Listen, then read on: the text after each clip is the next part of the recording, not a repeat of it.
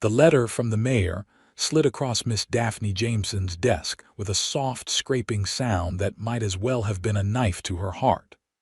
Her hands trembled as she picked it up, 20 pairs of young eyes watching her from their desks in the single-room schoolhouse of Aurora, Colorado. The spring of 1876 had just begun to warm the earth outside, but inside, a terrible chill spread through her body. "Miss Jameson," young Thomas Miller asked, his voice small in the suddenly silent room, "are you all right?" Daphne straightened her spine, tucking a strand of chestnut hair behind her ear. "Children, please open your reading primers to page 43. Martha, would you lead the class for a moment?"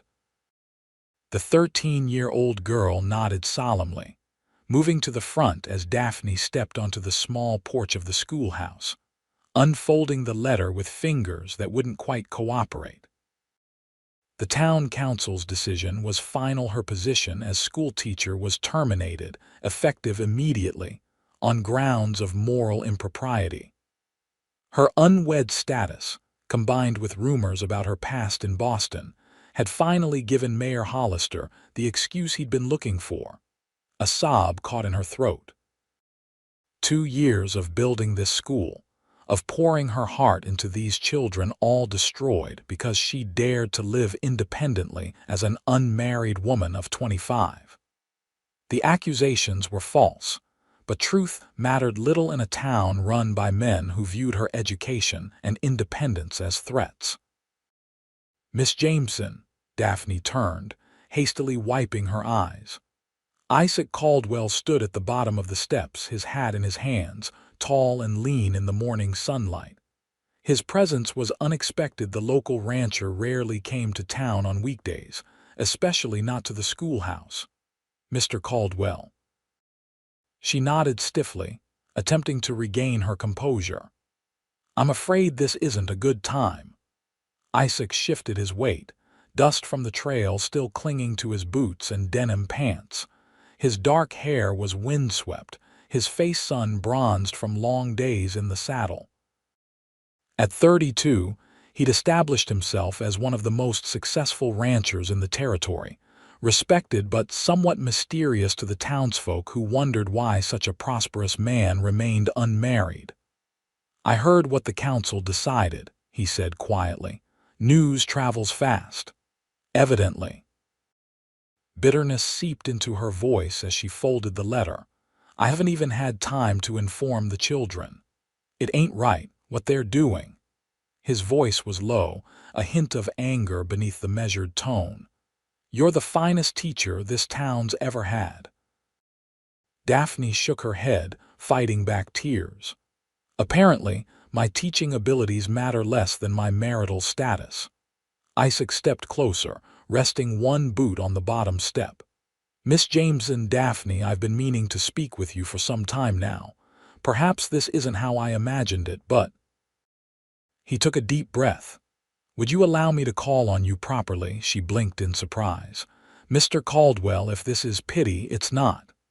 His voice was firm, his blue eyes steady. "I've admired you since you first came to Aurora. Your kindness, your intelligence, the way you stand up for what's right even when it's difficult. I should have spoken sooner, but I never found the right moment." A crash from inside the schoolhouse broke the moment. "I should return to my students," Daphne said, "for whatever time I have left with them." Isaac nodded, placing his hat back on his head. "May I come inside? I'd like to speak with you further if you're willing." Something in his expression, earnest, determined, yet gentle, made her hesitate before nodding. "Very well." Inside, the children had abandoned all pretense of reading, whispering among themselves as Martha unsuccessfully attempted to maintain order. They fell silent when Daphne entered with Isaac following behind.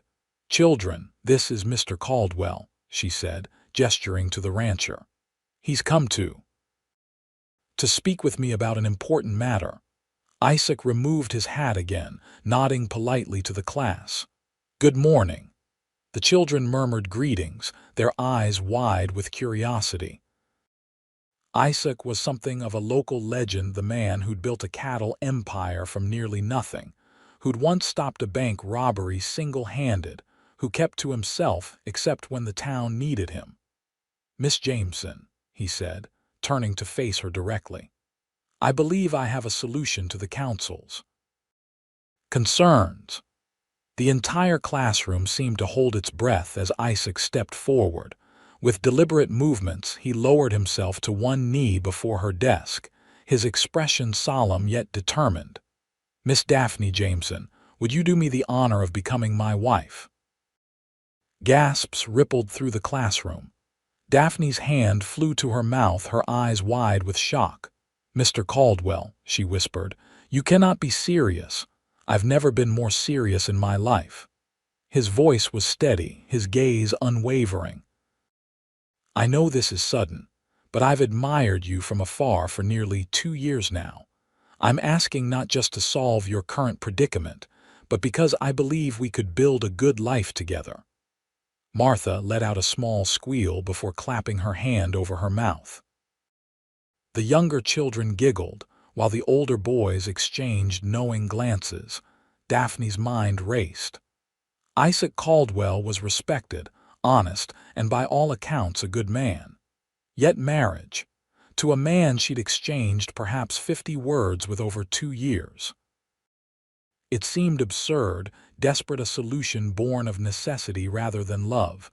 "This is unexpected," she finally managed. "I'm not sure what to say." "Say you'll consider it," he replied. "That's all I ask for now."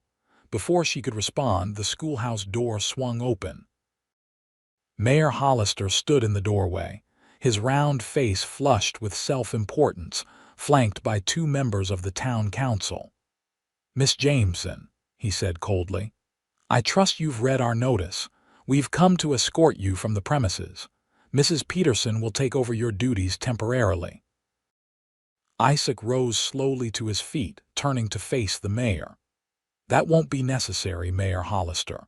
The mayor's eyes narrowed. "Mr. Caldwell, this is town business. It doesn't concern you." "I believe it does."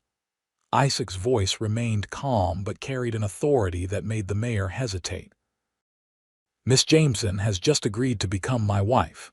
Your concerns about her unmarried status will soon be resolved." Daphne's eyes widened at the lie. She'd agreed to no such thing, but she remained silent, watching the exchange with growing interest. Mayor Hollister sputtered. "This is highly irregular.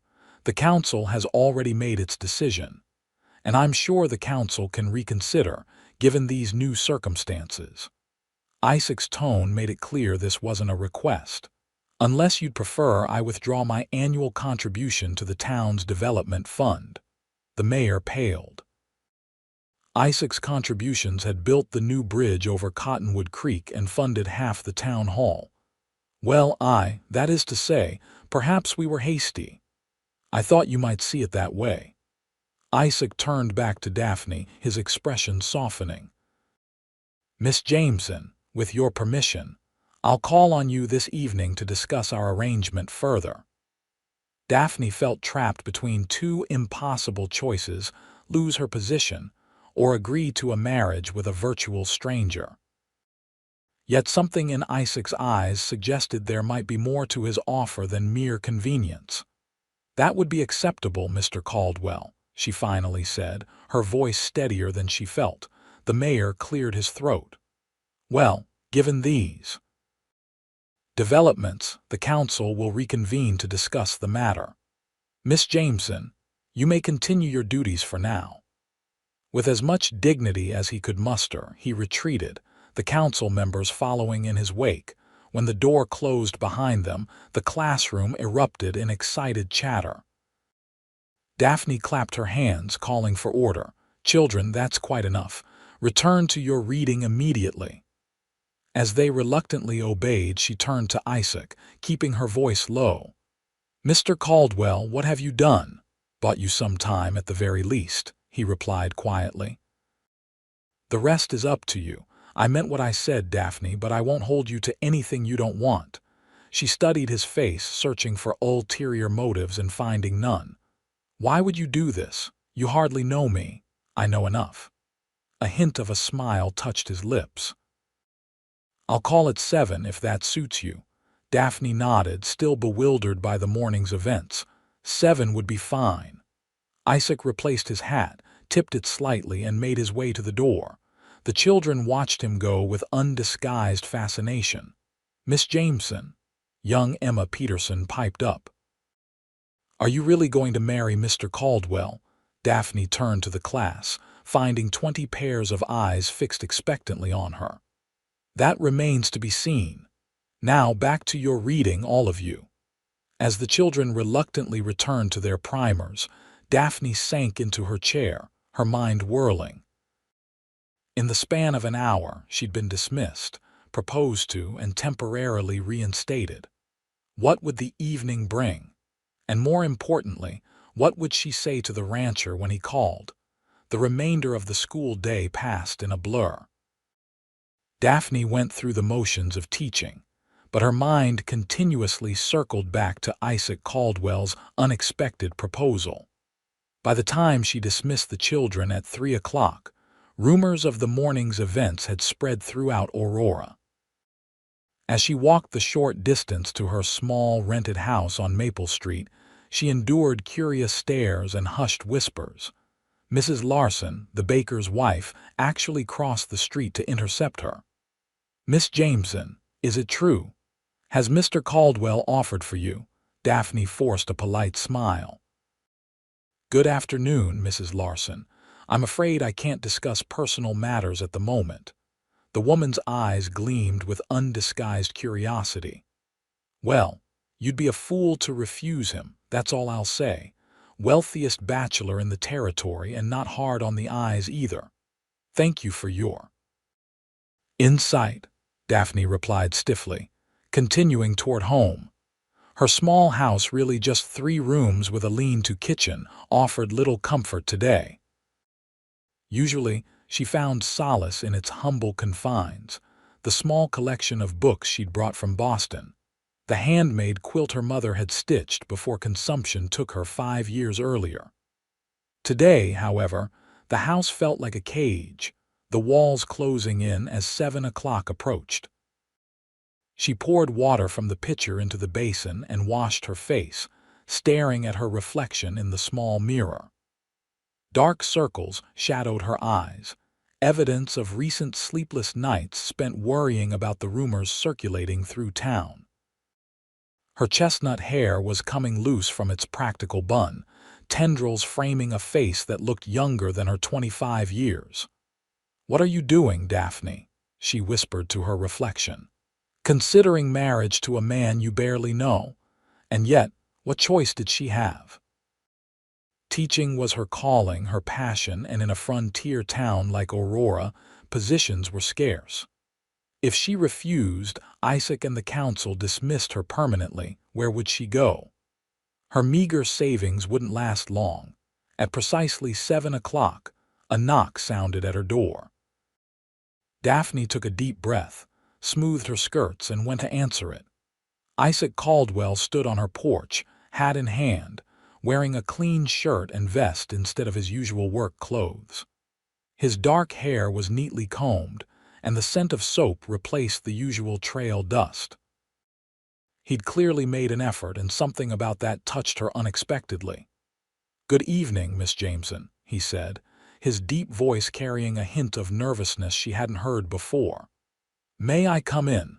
Daphne nodded, stepping aside. "Please, Mr. Caldwell." He entered, glancing around her small front room with interest. "This is nice," he said, his eyes lingering on her bookshelf. "You've made it homey." "Thank you." She gestured to one of the 2 chairs by the small table. "Please sit down. Would you like some coffee?" "That would be welcome, thank you." As Daphne busied herself with the coffee pot on the small stove, Isaac studied her books. "Quite a collection you have. Dickens, Austen, Shakespeare. And is that Homer?" She glanced over her shoulder, surprised. "Yes, the Odyssey. Have you read it?" A smile crossed his face. "More than once. My father believed education shouldn't stop at the schoolhouse door. This revelation intrigued her. Most men in Aurora viewed books with suspicion, particularly in a woman's possession. Your father sounds like a wise man. He was. A shadow passed over Isaac's face. He died in '67 after the war, took ill on a cattle drive and never recovered. I'm sorry. She placed a cup of coffee before him. My parents are gone as well. Mother 5 years ago, father just before I came to Aurora. Isaac nodded, understanding in his eyes.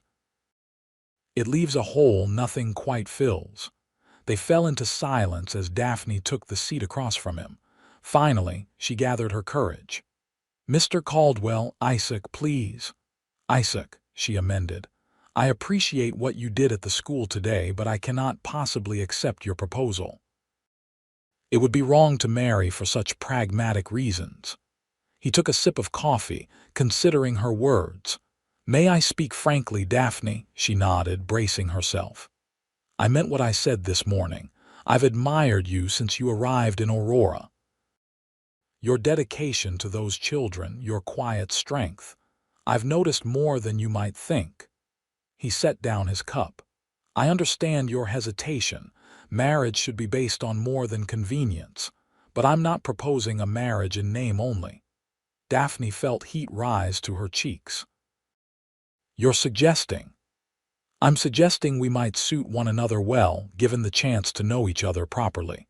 The circumstances aren't ideal, I grant you, but perhaps they've simply hastened something that might have happened naturally over time. His earnestness was disarming. Daphne found herself studying him more carefully, the intelligence in his blue eyes, the thoughtful set of his mouth, the capable hands wrapped around the coffee cup. You hardly know me, she said quietly. I know you left a comfortable life in Boston to teach children in a frontier town. I know you stay after hours to help struggling students. I know you stood up to Hollister when he wanted to exclude the Mexican children from school. Isaac leaned forward slightly. I've been watching, Daphne, perhaps more than I should have. She blinked, surprised by how much he'd observed. And what of your life? You're something of a mystery in Aurora. Isaac smiled. Not much mystery to tell. I came west after the war, worked as a ranch hand until I saved enough to buy my own place. Started with 50 acres and 30 head of cattle. Now I've got nearly 2,000 acres and 500 head. His expression grew serious. I have a good life, but it's been a solitary one. That's my choice and I've no regrets, but lately I've found myself wanting more. And you think I could provide that more? Daphne asked. I think we might provide it for each other. He hesitated, then reached across the table, not quite touching her hand. I'm not asking for an immediate answer, just time to court you properly, to see if what I believe might be possible between us could grow. Daphne considered his words. There was something appealing about his straightforward approach, his lack of pretense. And practically speaking, being courted by Aurora's most eligible bachelor would certainly silence the gossips and secure her position at the school. Very well, she said finally. I accept your offer of courtship, Mr. Caldwell, Isaac, but I make no promises beyond that. Relief and pleasure warmed his face. That's all I ask for now. He raised his coffee cup in a small toast. To new beginnings. Daphne raised her own cup, a cautious smile forming. To new beginnings. They talked for another hour, moving from polite conversation to more substantive topics. Isaac spoke of his ranch, the challenges of raising cattle in Colorado's sometimes harsh climate. Daphne shared stories of her teaching, her hopes for expanding the school's curriculum. By the time he rose to leave, she found herself genuinely enjoying his company. At the door, Isaac paused. May I call on you again tomorrow evening? Perhaps we could walk to the cafe for dinner. The idea of being seen publicly with Isaac made Daphne hesitate. The town would be abuzz with speculation. Yet wasn't that partly the point? Yes, she agreed. I'd like that. He smiled, settling his hat on his head. Until tomorrow, then. Good night, Daphne. Good night, Isaac. As she closed the door behind him, Daphne leaned against it, her heart beating a little faster than usual. Whatever happened next, her life in Aurora had just taken a decidedly unexpected turn. The next morning, Daphne arrived at the schoolhouse earlier than usual, wanting time to collect her thoughts before the children arrived. To her surprise, a small vase of wildflowers sat on her desk, columbines and Indian paintbrush gathered from the foothills. A small note was propped against the vase, for the woman who brings knowledge and beauty to our town. Ike, the simple gesture touched her more deeply than elaborate bouquets from previous suitors ever had. These were flowers Isaac must have gathered himself, not purchased from a shop. "Miss Jameson has a suitor," Emma Peterson's voice sang out as the first students arrived, spotting the flowers immediately. "Is it true you're marrying Mr. Caldwell?" asked Thomas Miller, ever direct. Daphne composed herself. "Mr. Caldwell has asked to court me properly, which is a different matter entirely. Now, please take your seats. We have mathematics to attend to." Despite her attempt to maintain normalcy, the day was anything but ordinary. Several mothers lingered after dropping off their children, clearly hoping to glean information. Even Mrs. Peterson, who would have replaced her had the dismissal stood, offered warm congratulations. "Mr. Caldwell is a fine man," the older woman said, her earlier antagonism apparently forgotten. "My Henry says he's the fairest employer in the county." By noon, Daphne had received 3 more visitors, all women from the town's social circle, who had previously regarded her with suspicion. Their sudden interest in her well-being would have been amusing if it weren't so transparent. When the school day finally ended, Daphne found herself both anticipating and dreading her dinner with Isaac. What had seemed reasonable last night now felt like a public declaration she wasn't certain she was ready to make. She changed into her best day dress, a forest green with modest lace trim, and pinned her hair more carefully than usual. As she secured the last hairpin, a knock sounded at her door. Isaac stood on her porch, looking somewhat uncomfortable in what was clearly his Sunday best, a dark suit and polished boots, his usual Stetson replaced by a more formal hat. "You look beautiful," he said simply. Daphne felt herself blush. "Thank you. You're quite handsome yourself." He offered his arm. "Shall we?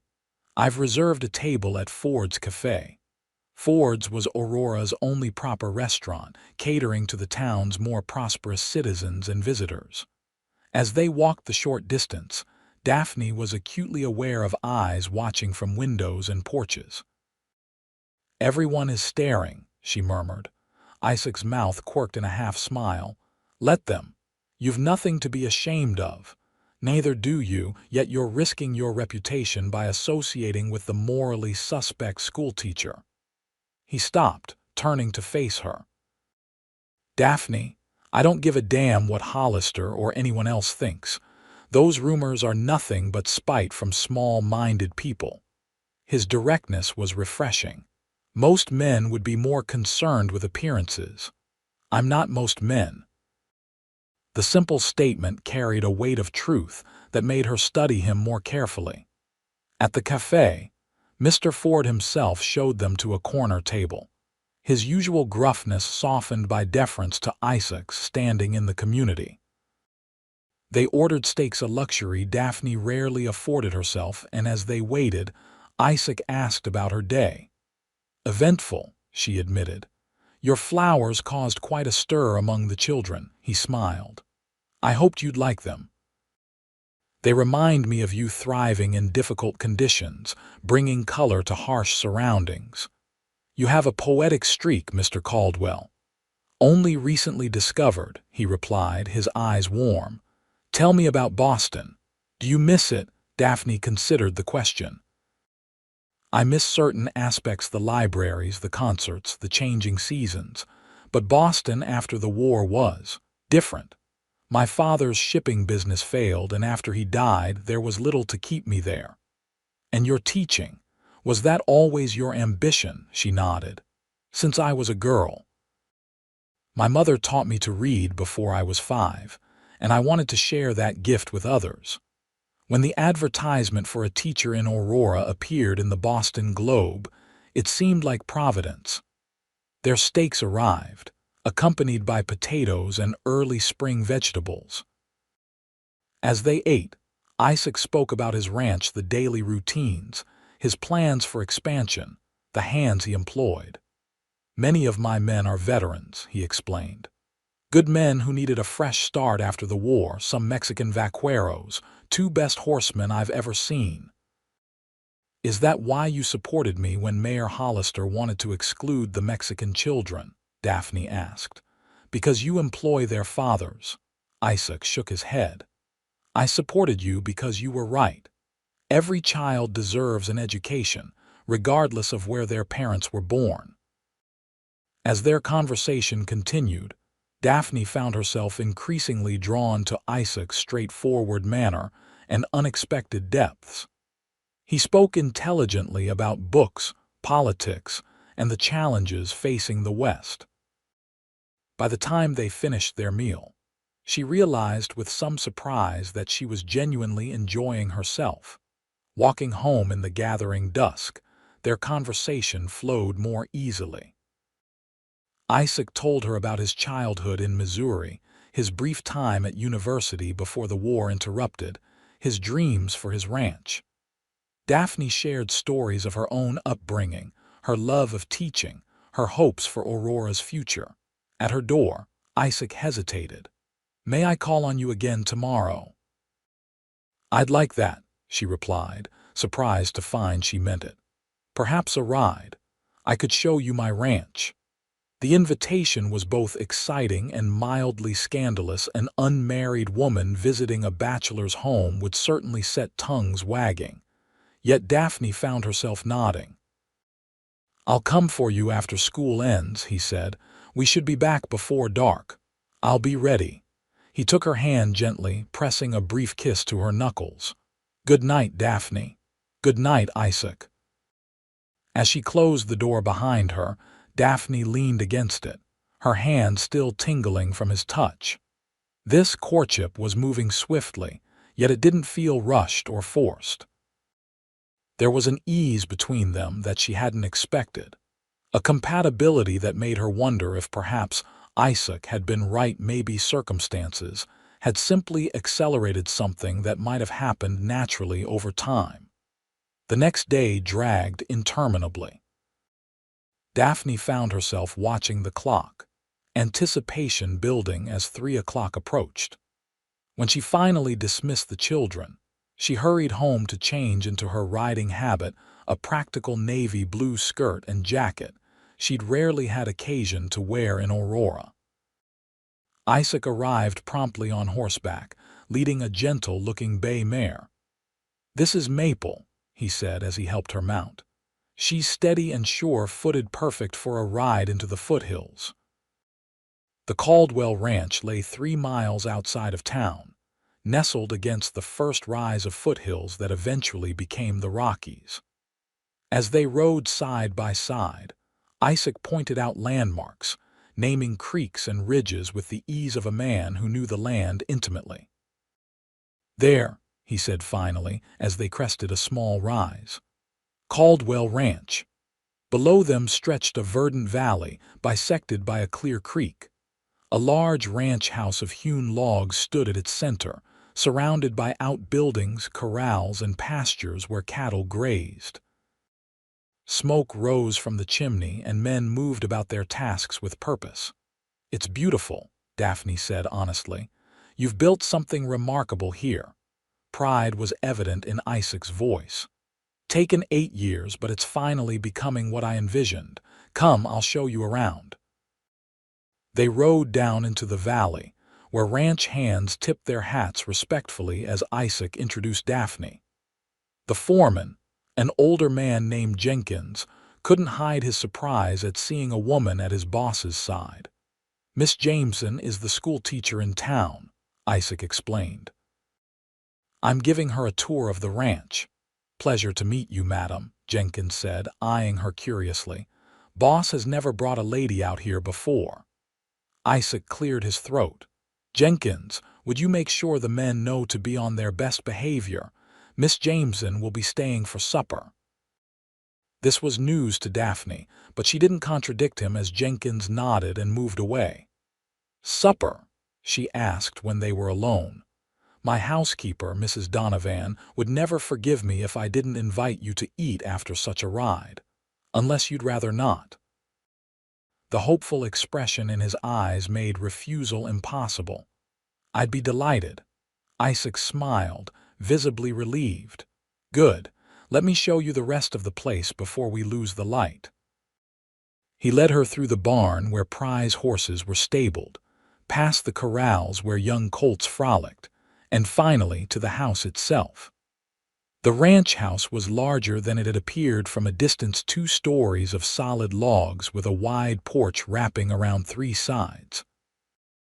Inside, it was surprisingly comfortable, furnished with a mixture of frontier practicality and unexpected touches of refinement, a Boston rocker by the fireplace, shelves lined with books, a piano in the corner. Mrs. Donovan insists on civilizing me, Isaac explained, following her gaze to the piano. She was my mother's friend, came west with me after father died, says a proper home needs music. Do you play? Daphne asked. Badly, he admitted with a smile, but I like to hear it. Do you? She nodded. Mother insisted on lessons. I haven't played in some time, though. Perhaps someday you might play for me. The simple statement held a weight of possibility that made Daphne's heart beat faster. Before she could respond, a stout woman with gray, streaked hair bustled into the room. So this is the young lady I've heard so much about, she exclaimed, wiping her hands on her apron. Mr. Caldwell has been singing your praises for months, Miss Jameson. Mrs. Donovan, Isaac said, a touch of warning in his voice. The housekeeper was undeterred. Well, it's true. Miss Jameson said this, and Miss Jameson believes that. I've been telling him to speak up for ages, but he's as stubborn as his father was. Daphne couldn't help smiling at Isaac's obvious embarrassment. It's a pleasure to meet you, Mrs. Donovan. Likewise, dear. Now, supper will be ready in half an hour. Mr. Caldwell, why don't you show Miss Jameson the library while I finish up? Isaac led Daphne down a short hallway to a room lined with bookshelves. She gasped softly at the collection, easily hundreds of volumes, more than she'd seen outside of Boston. My father's, Isaac explained, watching her reaction with pleasure.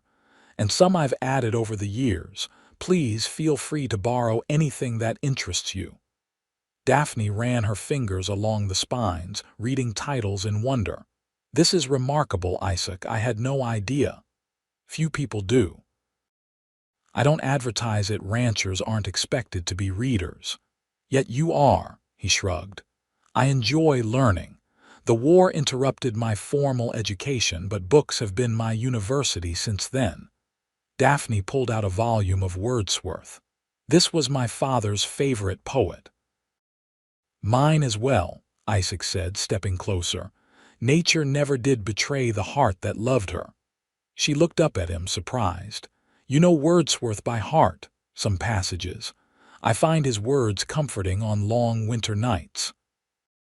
The image of Isaac reading poetry by lamplight in this room shifted something in Daphne's perception of him. The rugged rancher contained unexpected depths, layers she was only beginning to discover. Supper was a pleasant affair. Mrs. Donovan had prepared a hearty meal of roast chicken, potatoes, and fresh baked bread. The conversation flowed easily, with the housekeeper sharing stories of Isaac's early days in Colorado that made him groan with mock dismay. He rode into a cactus patch his first month here, Mrs. Donovan recalled with glee. Spent the evening with me pulling spines from places I'll not mention in mixed company. "Thank you, Mrs. Donovan," Isaac said dryly. "I'm sure Miss Jameson needed that particular image." Daphne laughed, charmed by their easy relationship. "I promise not to share it with my students, though they'd certainly enjoy it." As the meal concluded, Isaac glanced out the window at the darkening sky. "We should start back soon. I promise to have you home before full dark." The ride back to town was quieter, a comfortable silence between them as twilight deepened around them. The first stars were appearing as they reached Daphne's small house. Isaac helped her dismount, his hands lingering at her waist a moment longer than necessary. "Thank you for coming today," he said softly. "Having you at the ranch, it felt right." Daphne found herself standing closer to him than propriety strictly allowed, yet unwilling to step away. "I enjoyed myself more than I expected to," she admitted. "Your home is lovely and Mrs. Donovan is a treasure. She likes you," Isaac said. "She doesn't like most people." "And what about you, Isaac? Do you like most people?" He smiled, the moonlight catching in his eyes. "No, just a select few." The moment stretched between them, full of unspoken possibilities.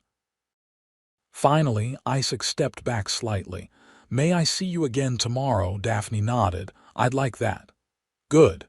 He hesitated, then leaned forward, pressing a gentle kiss to her cheek. "Good night, Daphne." "Good night, Isaac." As she watched him ride away, Daphne touched her cheek where his lips had been. This courtship, begun as a practical solution to her problems, was rapidly becoming something far more complicated and far more meaningful than she had anticipated. The next 2 weeks passed in a whirlwind of activity. True to his word, Isaac called on Daphne every day, sometimes for dinner at the cafe, other times for walks along the creek that ran through Aurora, once for a picnic on Sunday afternoon after church. The town watched their courtship with avid interest, opinions shifting as it became clear this was no temporary arrangement to save the schoolteacher's position. "Mr. Caldwell seems quite smitten with you, Mrs. Peterson observed after church one Sunday, her tone considerably warmer than it had been before Isaac's intervention. "He's a good man," Daphne replied simply. "Indeed he is," agreed Mrs. Larson, joining the conversation. "And to think, we almost lost our finest teacher to Hollister's foolishness." The children would have been devastated. The irony of these sudden allies wasn't lost on Daphne, but she accepted their support graciously. Mayor Hollister, meanwhile, had retreated from his aggressive stance, offering stiff congratulations on her understanding with Mr. Caldwell, and assuring her that her position at the school was secure. On a warm Friday evening, nearly 3 weeks after his impromptu proposal, Isaac invited Daphne to dinner at his ranch. Mrs. Donovan had prepared a special meal, he explained, and the sunset view from the west porch was particularly beautiful this time of year. "It sounds lovely," Daphne said, "but won't it be quite late returning to town afterward?" Isaac hesitated. "Actually, I've arranged for Mrs. Peterson to accompany us as chaperone. She'll stay in the guest room and you can return to town together in the morning."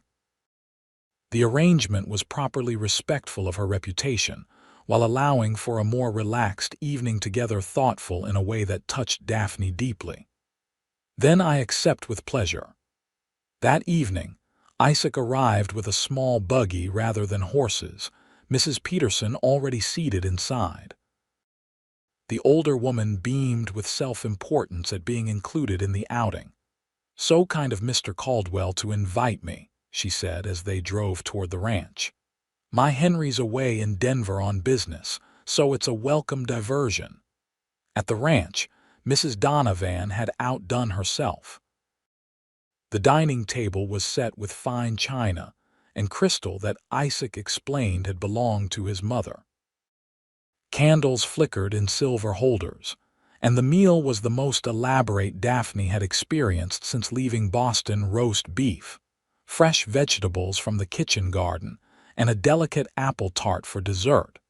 After dinner, Mrs.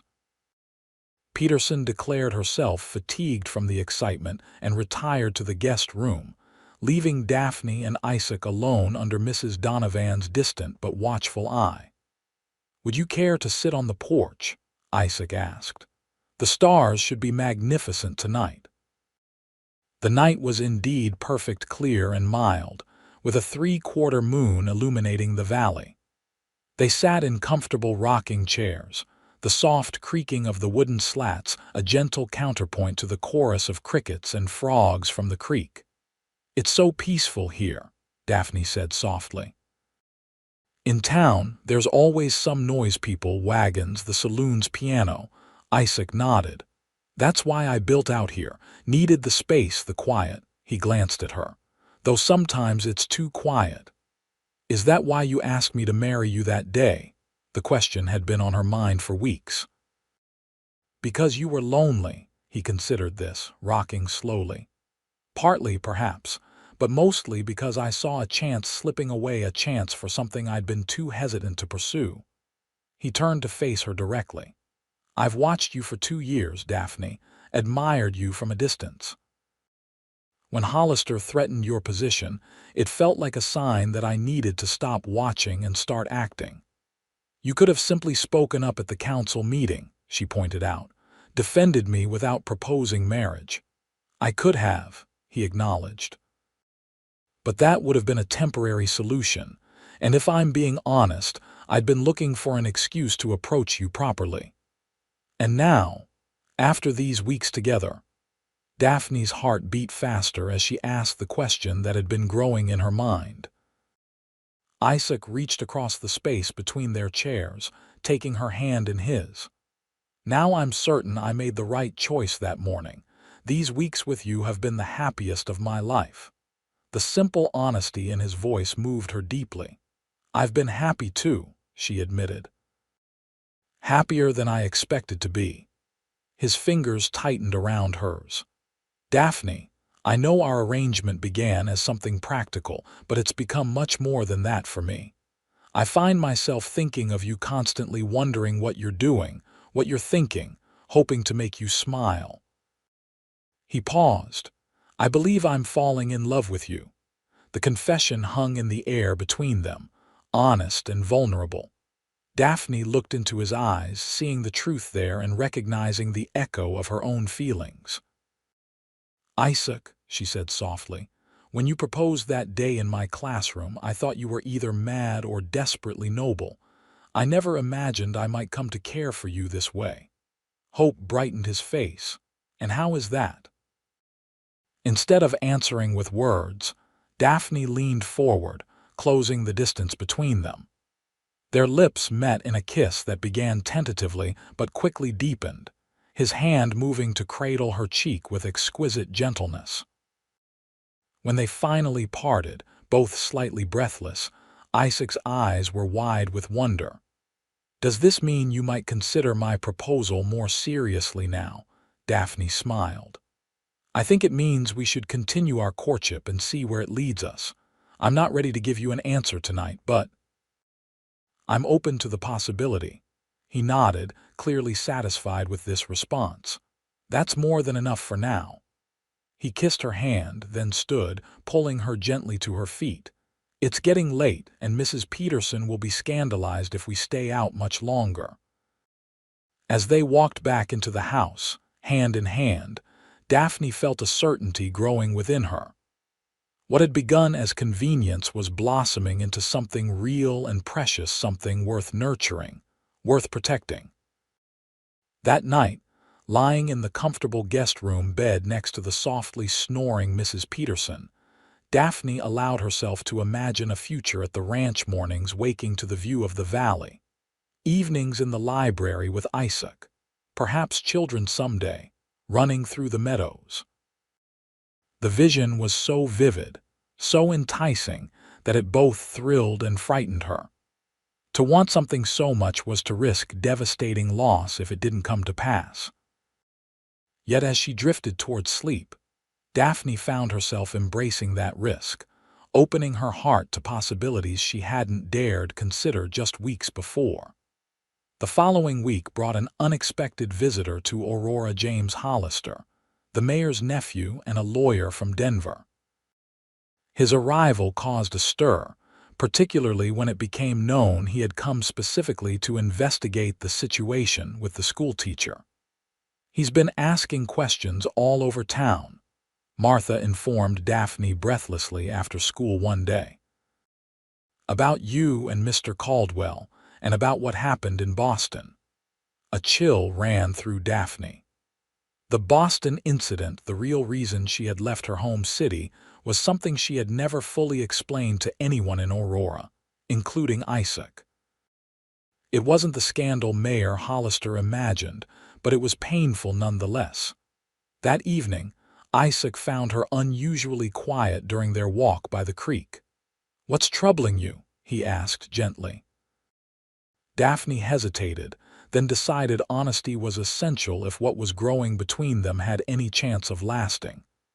"James Hollister is in town, investigating me." Isaac frowned. "The mayor's nephew, why?" "I believe he's trying to find something to discredit me to justify my dismissal regardless of our arrangement." She took a deep breath.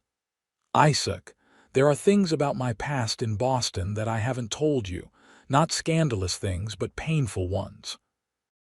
He took her hand, leading her to a fallen log where they could sit. "Tell me if you wish to, or don't if you'd rather not. Either way, it won't change how I feel about you." His unwavering support gave her courage. "I was engaged once in Boston. To a man named Richard Blackburn, the son of a business associate of my father's. The engagement was arranged more for financial convenience than affection, but I was willing. My father's business was failing, and the alliance would have saved it." Isaac listened silently, his hand warm around hers. "A week before the wedding, I discovered Richard had been unfaithful with my cousin Emily, who was to be my bridesmaid." Daphne's voice grew quieter. "When I confronted him, he was unapologetic. Said it meant nothing, that men had needs and I should understand that marriage wasn't about love but practicality." "Bastard," Isaac muttered. A sad smile touched Daphne's lips. "I broke the engagement, of course, but in Boston society that created quite the scandal. Richard spread rumors that I had been the faithless one, that I had developed inappropriate feelings for a professor at the ladies' academy where I taught. The rumors were entirely false, but they tainted my reputation and cost me my teaching position. And that's why you came west," she nodded. "After Father died, there was little left for me in Boston. The advertisement for a teacher in Aurora seemed like Providence, a fresh start far from the whispers and judgments." Isaac was quiet for a long moment, processing her story. "And now you fear James Hollister will uncover this history and use it against you." "It seems likely. His uncle has never approved of a woman in my position having independence. My unwed status gave him the excuse he needed to act against me." Isaac's jaw tightened. "I'll speak to Hollister." "No," Daphne said quickly. "That would only make matters worse. If we appear defensive, it will seem as though we have something to hide." "We have nothing to hide," Isaac insisted. "Your broken engagement is hardly a scandal, especially given the circumstances. In Boston, perhaps not, but here. A woman with a history teaching impressionable children." She shook her head. "Mayor Hollister would find a way to twist it." Isaac stood abruptly, pacing in front of her. "This is absurd. Your past is your own and you've done nothing wrong. If Hollister or his nephew thinks they can use this against you, they'll have me to contend with." His protective anger warmed her heart even as she worried about its potential consequences. "Isaac, please, let me handle this in my own way. I've faced worse and survived." He stopped pacing, kneeling before her. "Daphne, listen to me. You don't have to face this alone anymore. Whatever happens, we'll face it together." The conviction in his voice, the certainty in his eyes moved her deeply. Impulsively, she leaned forward, cupping his face in her hands. "I think I'm falling in love with you, Isaac Caldwell." His expression softened, a smile breaking through his concern. "Well, that's convenient," he murmured, "since I'm already hopelessly in love with you." Their kiss was different this time, deeper, more certain, a promise exchanged without words. When they finally parted, both slightly breathless, Isaac rested his forehead against hers. "Marry me," he said softly. "Not because of Hollister or the school or what anyone might say. Marry me because I love you and I think you might love me too." The question hung between them, freighted with possibility. Daphne closed her eyes, searching her heart for the answer. What had begun as convenience had transformed into something genuine and precious.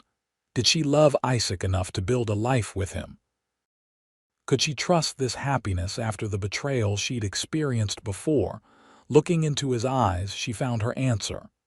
"Yes," she whispered. "Yes, I'll marry you, Isaac." Joy illuminated his face as he pulled her into another kiss, lifting her off the log and spinning her in a circle that made her laugh in delight. "When?" he asked, setting her back on her feet but keeping his arms around her waist. "Tomorrow. Next week." Daphne laughed again. "Perhaps we should take a little more time for planning. But soon, I think. Before the school term ends in June." "June," he agreed, kissing her again. "A month from now. Just enough time to make arrangements, not so long that I'll go mad with waiting." As they walked back toward town, hand in hand, Daphne felt a lightness she hadn't experienced in years. Whatever James Hollister might uncover, whatever challenges lay ahead, she would face them with Isaac at her side. The confrontation with James Hollister came sooner than expected. The very next morning, as Daphne was preparing the classroom for the day, the lawyer appeared in the doorway, his expression coolly professional. "Miss Jameson," he said, removing his hat. "Might I have a word?" Daphne straightened, setting down the chalk. "The children will be arriving shortly, Mr. Hollister. Perhaps after school would be more appropriate. This won't take long." He stepped into the room, closing the door behind him. "I've been conducting some inquiries about your background in Boston. So I've heard." Daphne kept her voice calm, though her heart raced. "May I ask why the town council feels such investigation is necessary?" James Hollister smiled thinly. "My uncle believes that those entrusted with the education of children should be of unimpeachable character. Your history raises questions about your suitability." "My history?" Daphne raised an eyebrow. "Please be specific. Your broken engagement to Richard Blackburn, the circumstances surrounding your departure from the Winthrop Academy for Young Ladies." He withdrew a notebook from his pocket. "According to my sources, your dismissal came after accusations of improper behavior with a male colleague." Daphne's hands clenched at her sides. "Your sources are mistaken, Mr. Hollister. I was not dismissed. I resigned after false rumors were spread by the man whose proposal I had rejected after discovering his infidelity." A convenient explanation. His tone made it clear he didn't believe her. Regardless, the pattern of behavior suggests a certain moral flexibility that the council finds concerning in a teacher. Before Daphne could respond, the door opened behind Hollister. Isaac stood in the doorway, his expression darkening as he took in the scene. "Mr. Hollister," he said coldly, "I wasn't aware you had business with my fiancée." James turned, surprise briefly crossing his features before he composed himself. "Mr. Caldwell, I'm conducting official business on behalf of the town council." "Is that so?" Isaac stepped into the room, moving to stand beside Daphne. "Because it sounds to me like you're harassing Miss Jameson based on unfounded gossip." The lawyer's mouth tightened. "This is a matter of public concern, Mr. Caldwell, the moral character of our schoolteacher. is beyond reproach, Isaac interrupted. Anyone who knows Miss Jameson can attest to that, including Reverend Morris, who I believe serves on the town council alongside your uncle. Reverend Morris is not privy to the information I've gathered. Then perhaps he should be. Isaac's voice was dangerously quiet.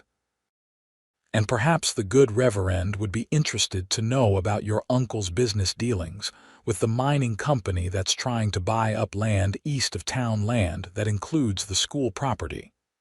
James Hollister paled slightly. I don't know what you're implying. I think you do. Isaac took a step forward. Your uncle has been trying to force Miss Jameson out since the mining company expressed interest last fall. This moral crusade is nothing but a smokescreen for a land grab. Daphne glanced at Isaac in surprise. This was the first she'd heard of any mining company interest in the school property. That's absurd, James sputtered, though his confidence was clearly shaken. The council's concerns are legitimate, then present them to the full council, Isaac said firmly. With Miss Jameson present to defend herself, and with all relevant facts disclosed including your uncle's private meetings with mining company representatives. The two men stared at each other, tension crackling between them. Finally, James broke eye contact, replacing his hat. This isn't over, Caldwell, he said stiffly. My uncle won't appreciate your interference, and I don't appreciate his attacking the woman I love for his own financial gain. Isaac's voice was steel. Think carefully about your next move, Hollister. After a moment's hesitation, James turned and left, the schoolhouse door closing firmly behind him. Daphne released a breath she hadn't realized she was holding. Isaac, how did you know about the mining company? He turned to her, his expression softening. Jenkins mentioned it months ago, said he'd overheard Hollister discussing it in the saloon with some outsiders. I didn't think much of it at the time, but when you told me about James asking questions, it started to make sense. You think the mayor has been trying to remove me to sell the school property? Isaac nodded grimly.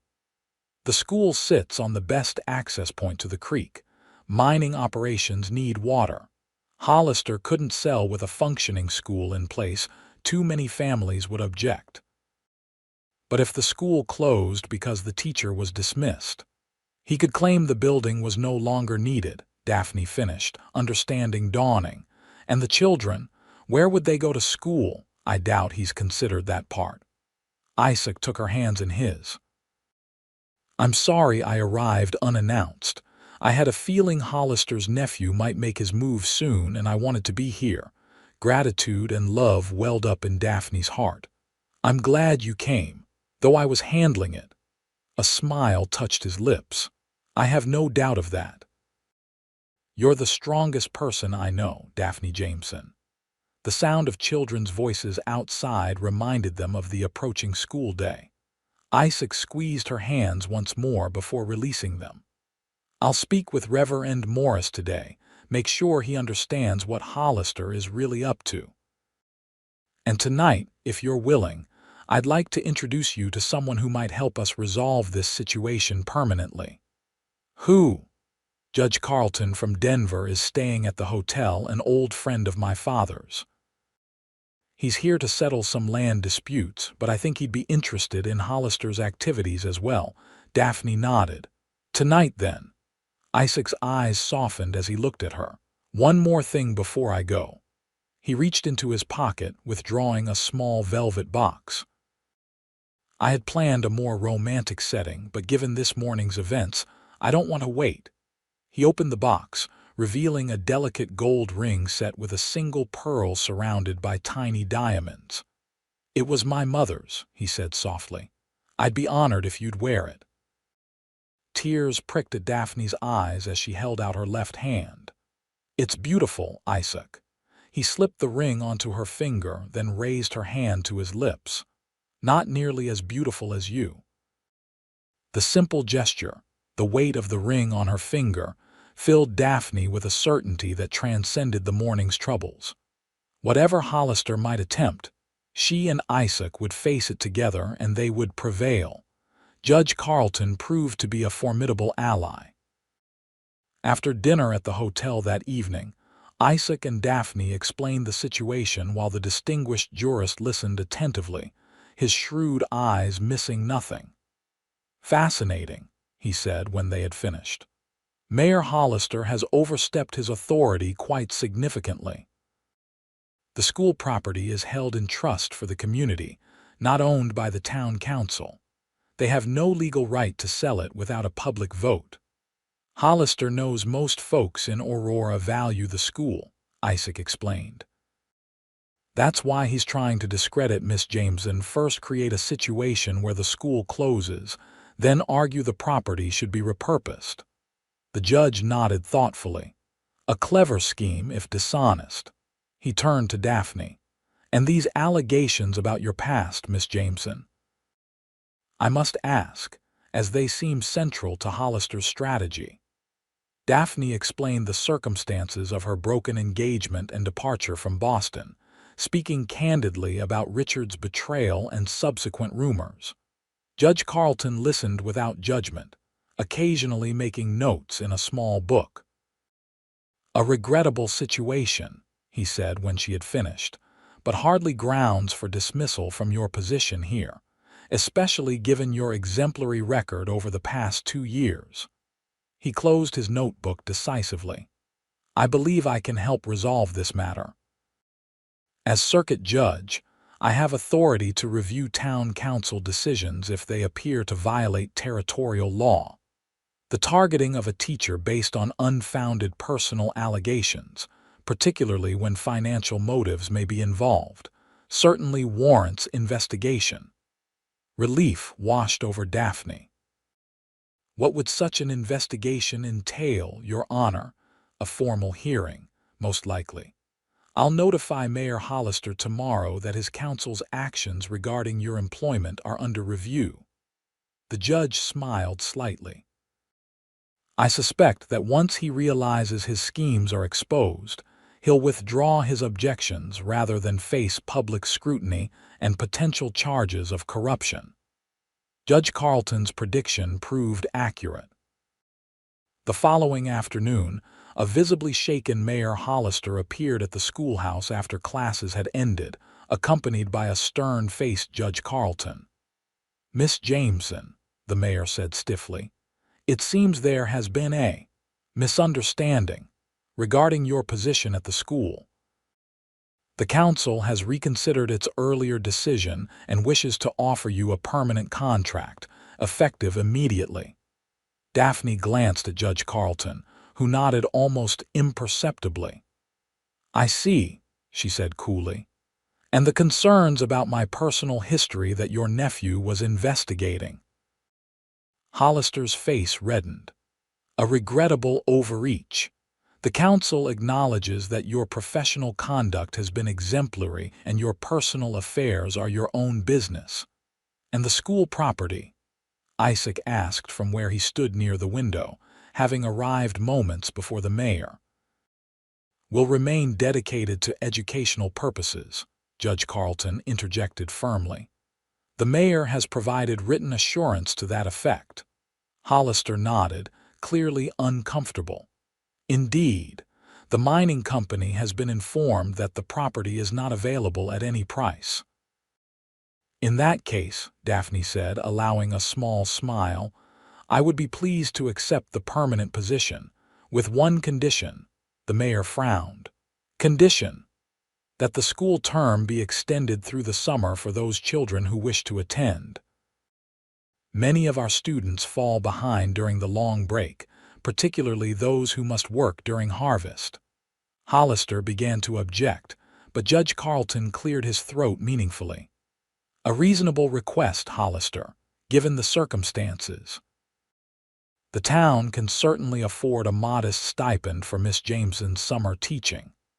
With obvious reluctance, the mayor agreed, and after a few more minutes of discussion regarding the details, he departed, shoulders slumped in defeat.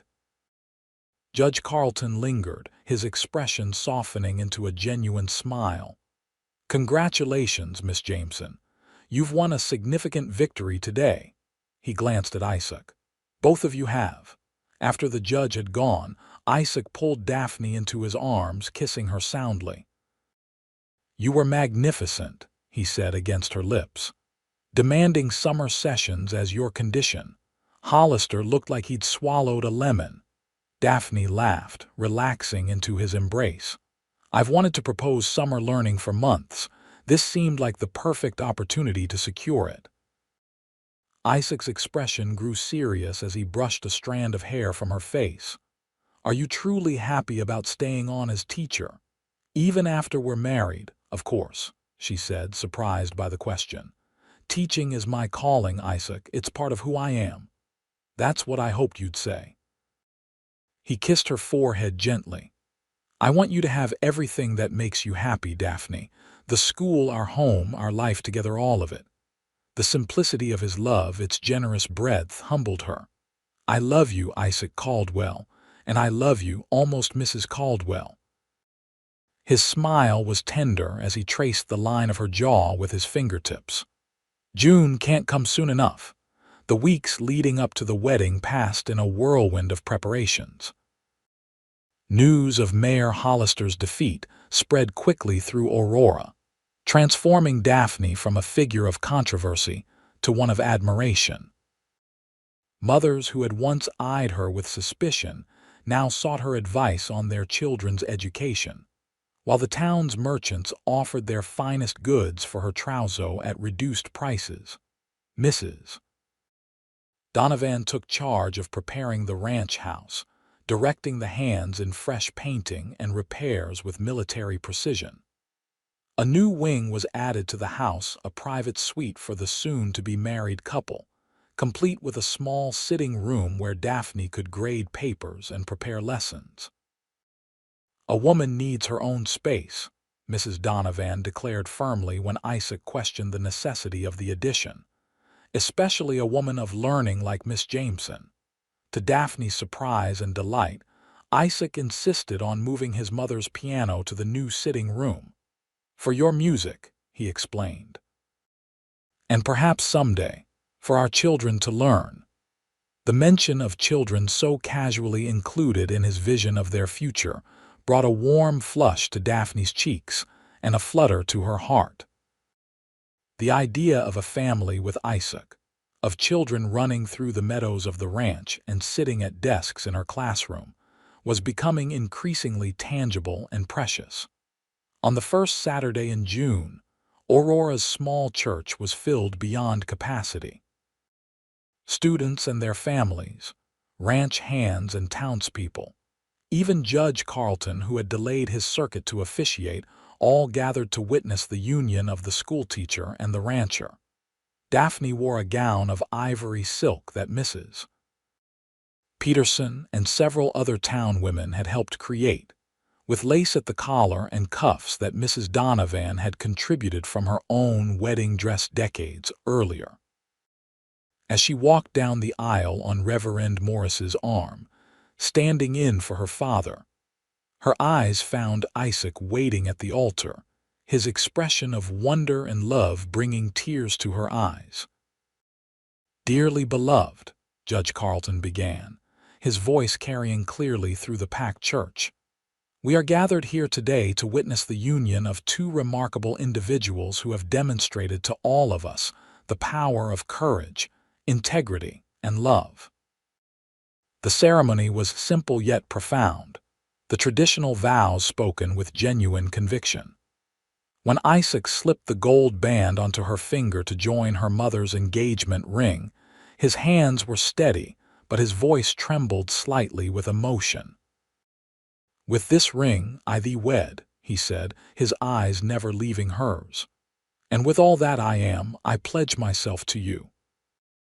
When Judge Carlton pronounced them husband and wife, the kiss they shared was both tender and full of promise, a commitment not just to each other, but to the life they would build together, a life that bridged their separate worlds into something stronger and more beautiful than either had imagined possible. The celebration afterward at the ranch lasted well into the evening. Tables were set up in the meadow near the house, laden with food prepared by the women of Aurora. Music from fiddles and guitars filled the air as couples danced on a wooden platform built specially for the occasion. As twilight deepened into night, lanterns were lit around the perimeter, casting a golden glow over the festivities. Daphne found herself momentarily alone, watching Isaac across the dancing area as he chatted with Jenkins and some of the other hands. "Mrs. Caldwell," came a small voice beside her. She turned to find young Emma Peterson, one of her students, holding out a small package wrapped in brown paper and string. "I made this for you." Daphne smiled, crouching down to the child's level. "Thank you, Emma. Shall I open it now?" The girl nodded eagerly, and Daphne carefully unwrapped the gift to reveal a small wooden frame containing a child's drawing a schoolhouse with a woman in a blue dress standing beside it, and nearby, a man on horseback. "It's you and Mr. Caldwell," Emma explained proudly. "See, you're at the school and he's come to visit you." Tears pricked at Daphne's eyes as she traced the simple, heartfelt image with her fingertip. "It's beautiful, Emma. I'll treasure it always. Are you still going to be our teacher, now that you're married?" The concern in the child's voice was evident. "Of course I am," Daphne assured her. "Being Mrs. Caldwell doesn't change my being your teacher. In fact, I'll be starting summer sessions next week for anyone who wants to attend." Emma beamed. "I'll be there. Pa says learning is important, even in summer." As the girl scampered off to rejoin her friends, Isaac appeared at Daphne's side, slipping an arm around her waist. "What's this?" he asked, noticing the drawing. Daphne showed him, explaining Emma's concern about losing her teacher. "I assured her I have no intention of abandoning my post." Isaac's expression softened as he studied the child's artwork. "It's us, just as we should be. You with your school, me with my ranch together, but not diminished." He kissed her temple gently. "I'm the luckiest man in Colorado, Daphne Caldwell." The sound of her new name on his lips sent a thrill through her. "And I'm the luckiest teacher," she replied, turning in his arms to face him fully. "To have found a man who values my calling as much as his own." As the music shifted to a slower tune, Isaac led her onto the dance floor for one last dance before they would bid their guests good night. Under the stars and lantern light, surrounded by the community that had become her home, Daphne rested her head on her husband's shoulder, overwhelmed with gratitude for the unexpected journey that had brought her to this moment. "What are you thinking?" Isaac murmured against her hair as they swayed to the music. "That sometimes life's greatest blessings arrive in the most unexpected packages," she replied softly. "3 weeks ago, I thought I was losing everything. Instead, I found everything I never knew I wanted." His arms tightened around her. "I felt the same that morning I proposed in your classroom, terrified you'd think me mad, yet certain it was the right path forward. For a man who claims not to be poetic, you have your moments, Isaac Caldwell." His low chuckle vibrated against her cheek. "Only with you, my love. Only with you." As the music ended, they stood for a moment in the center of the dance floor, foreheads touching, hands entwined, two souls who had found in each other not just love, but a profound understanding and respect that promised to deepen with each passing year. The guests began to depart, offering final congratulations and well wishes. Mrs. Donovan, wiping tears from her eyes, embraced Daphne warmly before shooing the last lingering visitors toward their wagons. "Time for you young people to have some peace," she declared, her usual briskness softened by emotion. "I'll see to the cleanup in the morning." As the last wagon disappeared down the lane, Isaac took Daphne's hand, leading her toward the house that was now their shared home. The lanterns in their new suite had been lit, casting a warm glow through the windows. "Welcome home," Mrs. Caldwell," he said softly, lifting her into his arms to carry her over the threshold. Daphne wrapped her arms around his neck, her heart full of love and anticipation for the life they would build together, a life that had begun with an impulsive proposal at a schoolteacher's desk, and would continue as a true partnership of equals, bound not by convention or necessity, but by a love as vast and promising as the Colorado sky above them. 2 years later, Daphne stood on the porch of the ranch house, watching as Isaac rode in from the south pasture. Their 10-month-old son Daniel balanced carefully before him on the saddle. The boy's delighted giggles carried across the yard as Isaac urged the horse into a gentle trot for the final approach. "There's my boys," Daphne called, descending the steps to meet them. Her hand rested briefly on her abdomen, where a second child had just begun to make its presence known, a secret she planned to share with Isaac that evening. "And there's our beautiful wife and mama," Isaac replied, dismounting smoothly while keeping a secure arm around their son. Daniel reached eagerly for Daphne, his dark hair so like his father's tousled by the wind, his eyes her green ones bright with excitement. "We saw the new calves," the boy announced as she took him into her arms. "They're small, are they now?" Daphne pressed a kiss to his chubby cheek. "And did you help your pa count them?"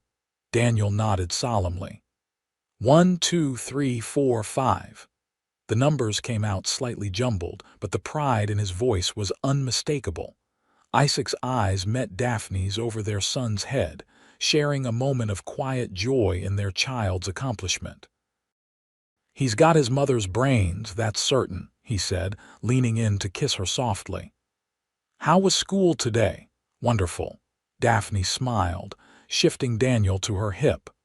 "Martha's decided to take the teacher's examination in Denver this fall. If she passes, she'll be qualified to teach alongside me next year." "She will pass," Isaac said confidently. "She's had the best teacher in Colorado preparing her." The expansion of Aurora's school had been one of Daphne's proudest achievements over the past 2 years. With Isaac's support and Judge Carlton's influence, the town council had approved funding for a second classroom and teacher, allowing Daphne to focus on the older students while training Martha to take on the younger grades. The summer sessions had proven so successful that they were now a permanent fixture, with both farm children and town children attending according to schedules that accommodated their families' needs. Mayor Hollister, thoroughly discredited after the mining company scandal, had lost the next election to Henry Peterson, who proved a staunch ally in educational matters. The new 2-room schoolhouse stood as a testament to Aurora's commitment to its children's future, and to the power of one determined teacher who had refused to be dismissed. As they walked toward the house together, Daniel chattering about the day's adventures, Daphne felt a contentment so complete it nearly overwhelmed her. From the darkest moment of her professional life had come her greatest happiness, a loving husband who supported her vocation as fervently as she supported his, a son who embodied the best of them both, a community that valued her contributions, and a future bright with promise. That evening, after Daniel had been tucked into bed with a story and a song, Daphne and Isaac sat together on the west porch, watching the sunset paint the valley in shades of gold and crimson. His arm around her shoulders, her head resting against him, they shared the comfortable silence of two people entirely at ease in each other's presence. "I have news," Daphne said finally, taking his hand and placing it over her still flat stomach. "We'll be welcoming another Caldwell in about 7 months. Joy transformed Isaac's face as her meaning registered. "Truly," he whispered, his hand spreading protectively over the place where their second child grew. "Oh, Daphne." "I'm thinking February according to my calculations," she said, smiling at his wonder. "Daniel will be nearly 18 months by then, old enough to understand he's a big brother, I hope." Isaac gathered her close, his kiss expressing all the emotion words couldn't contain. When they parted, he rested his forehead against hers, a position that had become their own private gesture of connection. "When I proposed to you that day," he said softly, "I never imagined how completely you would transform my life. Every day with you is a gift, Daphne Caldwell." She smiled, touching his cheek with gentle fingers. "And to think it all began with a dismissal notice and a desperate proposal." "Not desperate," he corrected, kissing her palm. "Inspired, the best decision I ever made." As darkness fell around them, they remained on the porch, talking quietly about their hopes for their growing family, their plans for the ranch and the school. The future they continued to build together, a future founded on that unexpected moment when a schoolteacher was dismissed for being unwed, and a cowboy proposed at her desk the same hour, changing both their lives forever.